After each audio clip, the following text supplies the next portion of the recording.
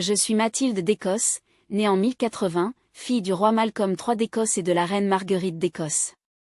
Mon enfance fut marquée par la foi chrétienne et une éducation rigoureuse au sein de la cour écossaise. Ma mère, Marguerite, descendait des rois anglo-saxons, ce qui apporta une riche tradition culturelle et religieuse à ma jeunesse.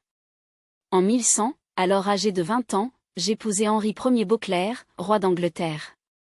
Henri était le fils cadet de Guillaume le Conquérant et avait accédé au trône après la mort suspecte de son frère, Guillaume II. Ce mariage scella une alliance puissante entre l'Angleterre et l'Écosse, renforçant ainsi la position de mon époux sur le trône anglais. Notre mariage donna naissance à 2 enfants. Ma fille, Mathilde, vit le jour en 1102. Dès son plus jeune âge, elle montra une grande intelligence et une détermination hors du commun. À l'âge de 12 ans, elle fut mariée à l'empereur Henri V du Saint-Empire romain germanique, devenant ainsi impératrice. Après la mort de son époux en 1125, elle retourna en Angleterre et épousa Geoffroy Plantagenet, comte d'Anjou. De cette union naquit Henri II, futur roi d'Angleterre, qui fonda la dynastie des Plantagenets. Mon fils, Guillaume Adelin, naquit en 1103. Dès sa naissance, il fut désigné héritier du trône anglais. En vue de renforcer sa position, il fut fiancé à Mathilde d'Anjou. Hélas, en 1120, une tragédie frappa notre famille. Guillaume périt dans le naufrage de la Blanche-Nef, un événement qui plongea notre royaume dans une période de grande instabilité, connue sous le nom d'anarchie. En tant que reine, j'ai consacré une grande partie de ma vie à promouvoir la foi chrétienne et à œuvrer pour les plus démunis.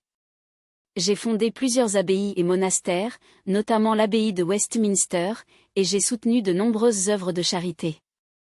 Mon engagement religieux était profond, et j'ai toujours cherché à vivre selon les principes de justice et de piété.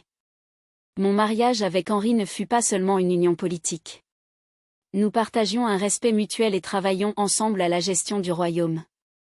J'ai été une conseillère précieuse pour mon époux, l'aidant à instaurer des réformes administratives et à renforcer le pouvoir royal. Notre coopération a permis d'établir une administration plus efficace et de consolider l'autorité de la couronne. Je suis décédée en 1118, à l'âge de 38 ans. Ma mort a été une grande perte pour Henri, pour mes enfants, et pour le royaume tout entier.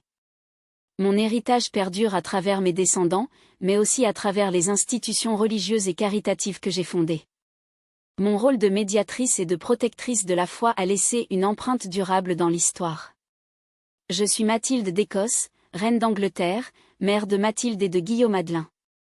Ma vie, bien que courte, a été marquée par des défis et des réalisations significatives. J'ai tenté de servir mon peuple avec dévouement et de vivre selon des principes de justice et de piété. Mon histoire est celle d'une femme qui a cherché à faire de son mieux dans un monde complexe et souvent tumultueux, et j'espère que mon exemple continuera d'inspirer les générations futures.